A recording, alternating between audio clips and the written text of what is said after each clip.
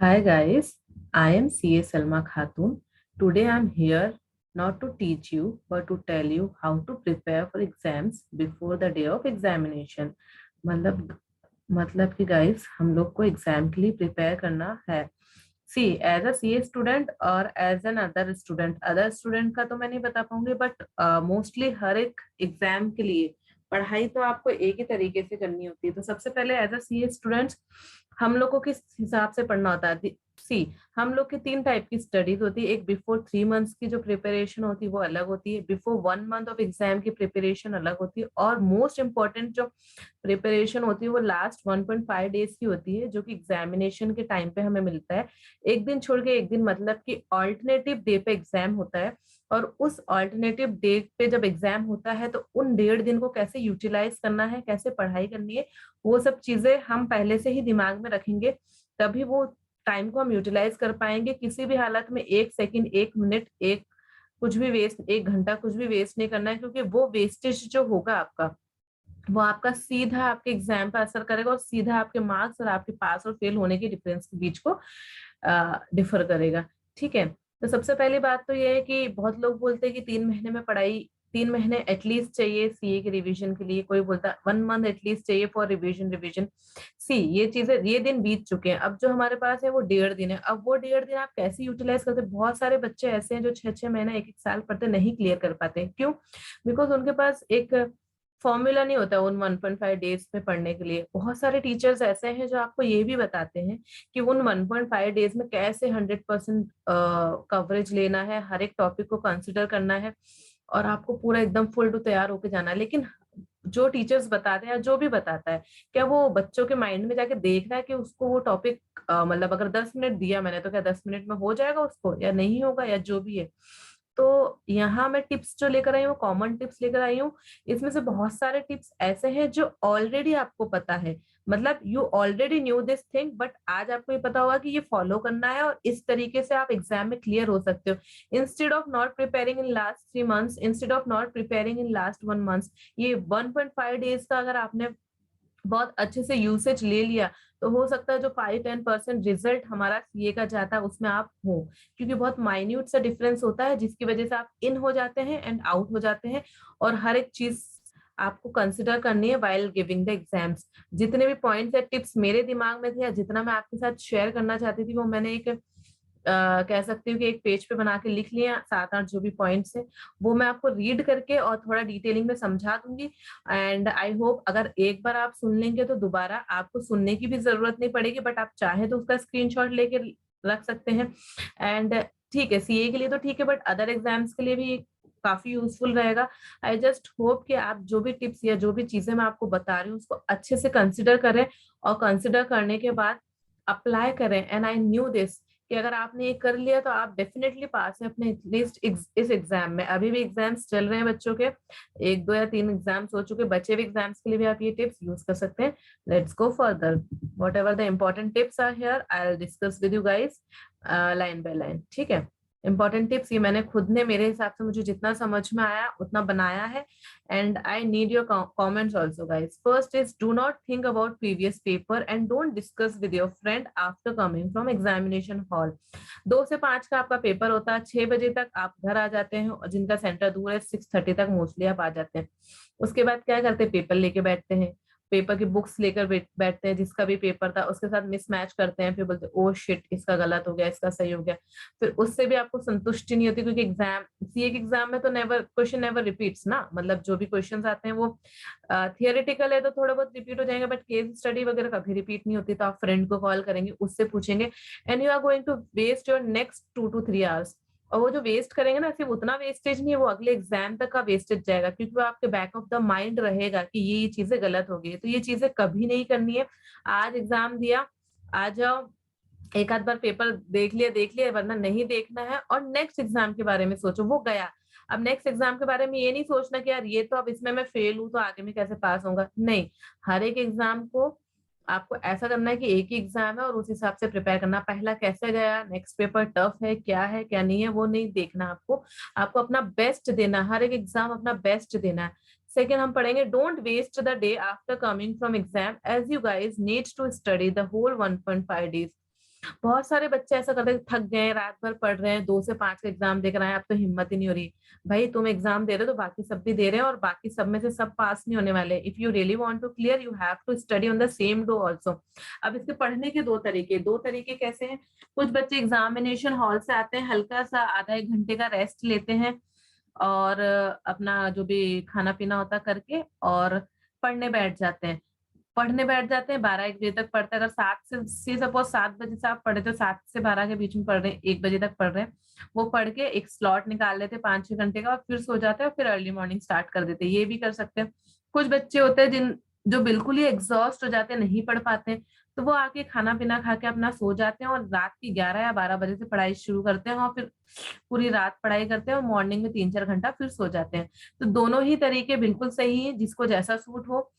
लेकिन अगर आप सोचो नेक्स्ट डे अर्ली मॉर्निंग पढ़ लेंगे, तो flop idea, you are going to fail anyways. क्योंकि आप ये सोचिए ना, अगर नेक्स्ट डे आप मॉर्निंग 4 और 5 o'clock भी पढ़ने वाले हैं, आज 7 बजे, शाम के 6 बजे आप घर आ चुके हैं, नेक्स्ट डे आप मॉर्निंग में 4 और 5 o'clock पढ़ने वाले, तो 10 घंटा अगर आप एज अ सीए स्टूडेंट सोने की सोच रहे हैं, तो फिर बेशक सोइए और आराम से सोते रहिए। मतलब उस दिन पढ़ना है तो पढ़ना है। क्या पढ़ना है, कैसे पढ़ना है, will discuss further. Do not next point is, do not study anything new on last day revision. बहुत बार ऐसा होता है ना यार, कुछ छोटे छोटे टॉपिक्स रह जाते हैं, फिर हमें लगता है कि यार ये तो हम लास्ट डे में ही पढ़ लेंगे, अभी पढ़ के टाइम वेस्ट करें। No, you are absolutely wrong. क्योंकि क्या होता है कि जो आपने पहले नहीं पढ़ा हो, एकदम से लास्ट डे पे पढ़ोगे, तो it is going to waste your time firstly. Secondly, वो आपको ध्यान में भी नहीं रहने वाला, एग्जाम में आ भी गया, और अगर वो 2 मार्क का या 4 मार्क का क्वेश्चन आ भी गया, ध्यान में भी आ गया, तो उसके पीछे आपका 10-15 नंबर का कुछ रिवीजन छूट जाएगा आराम से।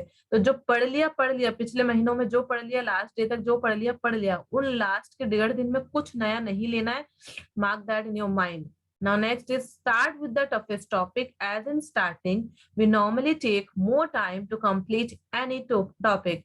मतलब कि हम लोग जब भी पढ़ना स्टार्ट करते हैं, तो शुरू में क्या होता है कि एक तो रिदम नहीं बैठता है, प्लस आप एग्जाम देकर आए हैं, थके हुए हैं, तो वैसे ही नहीं पढ़ा जाता। तो इसमें एक एक्सेप्शन केस ये है कि आपका दिमाग बिल्कुल ही ब्लॉक्ड है, आप बहुत ही ज्यादा टायर्ड फील कर रहे हैं, तब तो आप इजीएस्ट टॉपिक उठाइए, जो सिर्फ आपको एक रीड देना है, या 1-2 बार रीड करके या हल्का फुल्का समझ के भी हो जाएगा, क्योंकि पढ़ना एनीवे सब कुछ है, वो कर लीजिए। लेकिन अगर आपको लग रहा है कि है मेरे में क्षमता, तो टफेस्ट टॉपिक के साथ स्टार्ट कीजिए। रीजन बीइंग, चाहे आप इजी टॉपिक स्टार्ट करें, चाहे टफ या एवरेज, आपको स्टार्टिंग में टाइम लगने ही वाला है, जो बाद में स्पीड बैठेगी। मतलब जो बच्चे नाइट को पढ़ते हैं, जो बच्चा सुबह उठ के पढ़ता है, तो जो एग्जाम वाले दिन के मॉर्निंग में स्पीड बैठेगी सुबह 4-5 बजे, या फिर जो रात को 11-12 बजे नेक्स्ट डे अगर पेपर है, जो स्पीड बैठेगी, वो एक दिन पहले नहीं आने वाली है एनीवेज। तो नहीं आने वाली है, तो फिर यूटिलाइज करना आपका काम है, ठीक है। Next is, next day in afternoon, when we feel lazy, that time study the topic which consists of more weightage comparatively and which needed least revision. See guys, this is very important point। अगर आप समझे तो क्या होता है कि हम शुरू में इजी टॉपिक ले लेते हैं, तो वो लंबे समय तक खिंच जाता है, एंड में इजी टॉपिक ले लेते हैं, तो वो कभी कभार छूट ही जाता है, मतलब पढ़ने का टाइम ही नहीं मिला। तो क्या करना है आपको, जो लीस्ट रिवीजन चाहिए, लीस्ट रिवीजन मींस जो आपको बहुत अच्छी तरीके से आता है, एक ही बार रीड करने की जरूरत है, सब कुछ आता है। सपोज अगर मैं एग्जांपल लूं, तो जिसका वेटेज ज्यादा, मतलब पढ़ोगे थोड़ा मार्क्स ज्यादा मिलेगा, इसका मैं एग्जांपल लेके समझा देती हूँ। अगर सीए फाइनल के स्टूडेंट का लॉ का अगर आप सब्जेक्ट देखेंगे, तो उसमें डायरेक्टर्स का वेटेज बहुत है, 25 to 30 मार्क्स का है, और कंपैरेटिवली अदर टॉपिक से छोटा भी है, और वो आपके जहन में रहता है, मतलब हर चीजें अंदर भरी हुई है आपके, इतना बार आप रिवाइज कर लेते हो। तो उसको फटाफट निकालो बीच के टाइम में, जब नींद आ रही है, खाना खाया, नहीं पढ़ा जा रहा है, तो क्या होगा कि वेटेज वाइज आपको लगेगा कि यार 30% 40% कोर्स भी हो गया, और एट द सेम टाइम वो एग्जाम में आने भी वाला है, तो आप श्योर हो जाओगे कि हमारा क्वांटिटी वाइज भी हो रहा है, क्वालिटी वाइज भी हो रहा है, और हम आगे बढ़ रहे हैं, मतलब एग्जाम में भी आने वाला। अगर हम ऑडिट का एग्जांपल ले, तो कंपनी ऑडिट हुआ, स्टैंडर्ड्स ऑन ऑडिटिंग हुआ, प्रोफेशनल एथिक्स हुआ, ये सब टॉपिक्स एनीवेज आने वाले हैं। तो ये सब चीजें की बात मैं कर रही हूँ, ये चीज आपको कंसिडर करनी है, एकदम एंड के लिए नहीं छोड़ना है कि छूट जाए तो एक साथ 30-40 नंबर का हो गया, फिर तो हो गया आपका बेड़ा गर्क, तो वो चीज भी नहीं करनी है। Next is, make sure that all easy topics should also have been covered, as if revision is not done, then you will not be able to recall during exam। मैंने आपको अच्छे से ये चीज समझा दी, इजी टॉपिक है, जल्दी हो जाएगा, वो बात आपकी मान ली, लेकिन ये मत समझना कि वो नहीं पढ़ के जाएंगे तो काम चल जाएगा। डियर लास्ट के 3-4 मंथ्स में 8 सब्जेक्ट है वो आपने पढ़े हैं, उसके साथ इसको वापस से रिकॉल करके एग्जाम में एज इट इज लिखना इज वेरी डिफिकल्ट। वो आप तभी लिख पाएंगे जब एटलीस्ट 1 या 2 बार रीड करके एग्जाम में जाएंगे। तो भले आप जैसे मॉर्निंग में 2 o'clock पेपर है, 11 या 12 तक आप पढ़ाई करते हैं, सपोज 12 बजे तक, भले आप 1 घंटा पहले पढ़ो, सुबह 10-11 बजे पढ़ो, लेकिन पढ़ो। बिना पढ़े जाओगे तो फिर भूल जाओ कि आपको एग्जाम में वो याद आने वाला है। Next is, if 100% revision is not completed, then leave those topics only which you have never studied and which consist of least weightage। अब बहुत सारे लोग कहते हैं कि 1.5 डेज में, काफी टीचर्स का भी मैंने देखा है और काफी बच्चों का भी देखा है जो आई डोंट अंडरस्टैंड क्या होता है, कि हम 100% टॉपिक कवर कर लेते हैं in those 1.5 days, which is quite difficult. नहीं होता है मोस्टली, जितना मैं समझती हूँ 60-70% बच्चे तो नहीं कर पाएंगे।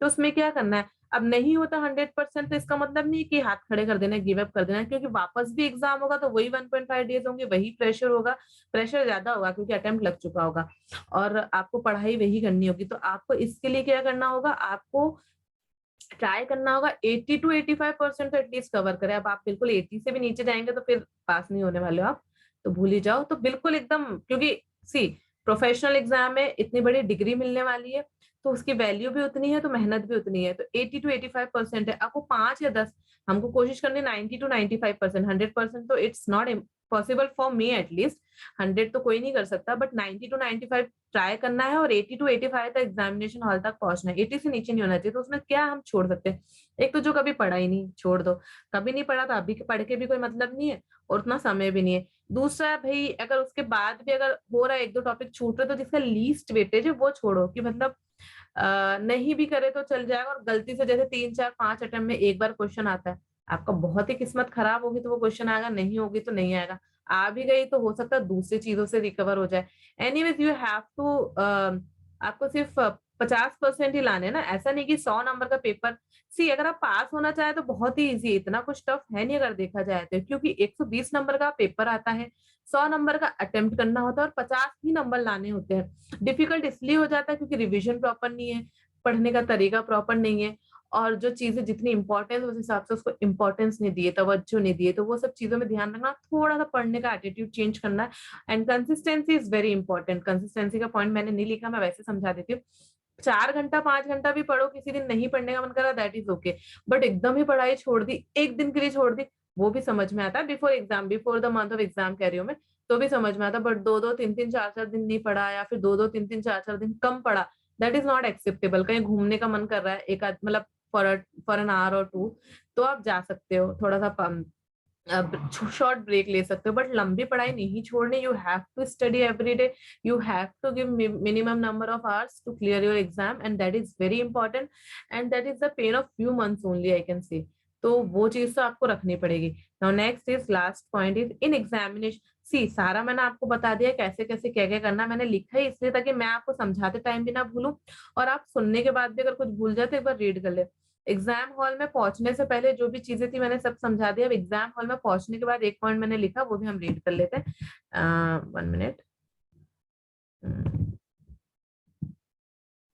That is, in examination hall, read the paper thoroughly in those 15 minutes and start with the question which you know your best and try to complete the whole paper. And if, see, ये line बहुत important है, and if not able to complete the paper, then leave those questions which anyways you don't know. Examination hall में आपको दो चीज बहुत ही अच्छी तरीके से ध्यान में रखनी है, कि आपको, जो कि आपको पता भी और आप फॉलो भी करते हैं, आई am very much sure, but मेरा काम है आपको बताना, रिमाइंड कराना, तो मैं करा रही हूँ। वो 15 मिनट में आपको पेपर बहुत अच्छी तरीके से पढ़ लेना है और टिक कर लेना कौन सा क्वेश्चन कब अटेम्प्ट करना है। First, second, third, fourth, fifth, six, 6 question में से 5 अटेम्प्ट करने होते हैं, तो पहला कौन सा करना, ऊपर ही फर्स्ट पेज पे पेंसिल से लिख लो ताकि आपको भूलो भी ना आप, ठीक है। और कैसे करना, क्या करना, फर्स्ट सेकंड क्वेश्चन, तो भाई 6 क्वेश्चन में से 2 तो आएंगे, कभी कभी होता है सब पार्ट नहीं आ रहे, डोंट वरी, नहीं आ रहा, नहीं आ रहा है, क्या एग्जामिनर पे क्या इंप्रेशन पड़ेगा, क्या नहीं पड़ेगा, अरे एग्जामिनर के पास इतना समय नहीं जो आपके इंप्रेशन के बारे में सोचे। वो आपके सही आंसर को सही करेगा, गलत को गलत करेगा, लेकिन आप अगर फाकलॉजी करोगे, फेंकोगे, तो वो 0 दे देगा, ठीक है। मैंने ये भी चीजें देखी कि 3-3 4-4 पेज के क्वेश्चन के आंसर्स लिखे, बहुत ही बेरहमी से काट के 0 नंबर दिया है, 0.5 दिया, और 0 भी बहुत अच्छे से देते हैं। सो ये चीज आपको ध्यान रखनी है, 15 मिनट को अच्छे से यूटिलाइज करना। पहला क्वेश्चन के 4 पार्ट से तो जरूरी नहीं 60 सॉरी, कभी कभी स्टूडेंट इसमें भी हताश हो जाते हैं कि यार 4 के 4 पार्ट नहीं आ रहा है। इट डजेंट मैटर, 20 नंबर का क्वेश्चन है, 4 पार्ट में से एक नहीं आ रहा, 15 नंबर का अच्छा से लिखो। वो जो फोर्थ है नहीं आ रहा है थोड़ा बहुत, तो हल्का फुल्का लिख दो, नहीं तो आगे बढ़ जाओ। देखो पैथोलॉजी के ऑप्शंस भी नहीं है और टाइम भी नहीं है, वो चीज करनी है। उसके बाद पेपर, मैं मानती हूँ कि थियोरेटिकल पेपर तो छूटना नहीं चाहिए। लॉ का हुआ, ऑडिट का हुआ, डीटी का हुआ, आईटीटी का हुआ, ये नहीं छूटने चाहिए, पूरे होने चाहिए। और कहाँ से नंबर मिल जाए आपको नहीं पता। जहां आप पैथोलॉजी कर रहे हो या अपनी बेटर से, सपोज लॉ में अगर केस स्टडी आ रहा है, आप फेंक भी रहे हो ना, आप अपने हिसाब से लिख रहे हो, वो सही हो सकता है, no doubt. As a person, as a human being, as a professional, आप वहां सोचते हो और केस स्टडी का एनालाइज करते हो, काफी टाइम सही होता है। तो थियरी पेपर तो आई विल सजेस्ट छूटना ही नहीं चाहिए। इतना अपने घड़ी को पक्का करके चलो, और छूटना चाहिए भी नहीं, छोटा ही होता है पेपर, इतना बड़ा नहीं होता। प्रैक्टिकल क्वेश्चन छूटते नो डाउट, किसी के 10 नंबर के छूट जाते, किसी के 5 के, किसी के 15 के, किसी के 20 के भी छूट सकते, नो प्रॉब्लम। वो 20 नंबर ऐसे होने चाहिए कि अगर वो आपको 1 घंटा और मिल जाता और वो 20 नंबर का आप अटेम्प्ट करते, तो उस 20 में से आपके हार्डली 2 या 3 नंबर आते। क्यों? क्योंकि वो क्वेश्चन ही नहीं आता है आपको। ठीक है, अगर स्टूडेंट को क्वेश्चन सारे आते तब तो वो ट्राई करे पूरा अटेम्प्ट करने के लिए, लेकिन किसी को 1-2 क्वेश्चन नहीं आता है, स्पीड रखो, नो नो इश्यूज। लेकिन अगर छूट गया तो उसका इतना टेंशन मत लेना, क्योंकि आप अटेम्प्ट भी करते हो तो हार्डली 1 या 2 नंबर बढ़ता, और उसका बैगेज लेके आप चलोगे तो नेक्स्ट पेपर पे इफेक्ट आएगा। तो ये चीज ध्यान रखनी है, जो नहीं आता वही छोड़ना, बीच में भी नहीं आता छोड़ दो। जैसे मैंने आपको बताया, वेरी फर्स्ट क्वेश्चन आपने उठाया, 4 पार्ट में से 1 पार्ट नहीं आ रहा, छोड़ दो, क्योंकि वहां टाइम वेस्ट करोगे तो आपके लास्ट क्वेश्चंस में इफेक्ट आएगा, क्योंकि लास्ट क्वेश्चंस में टाइम बचता नहीं है। तो वो चीज आपको कंसिडर करनी है। सी गाइस, अगर ये 8 पॉइंट बहुत अच्छे से फॉलो करके आपने अपने एग्जामिनेशन हॉल में गए और अपने पेपर्स किए, तो अभी भी जो भी 4-5-6 पेपर्स बचे हैं, उसमें ये आप तरीका अपनाइए और करिए। I am very much sure you are going to clear your exams. All the very best guys, and please do follow, share and subscribe my channel. Thank you so much for so much of love. Thank you so much. Bye bye. Have fun.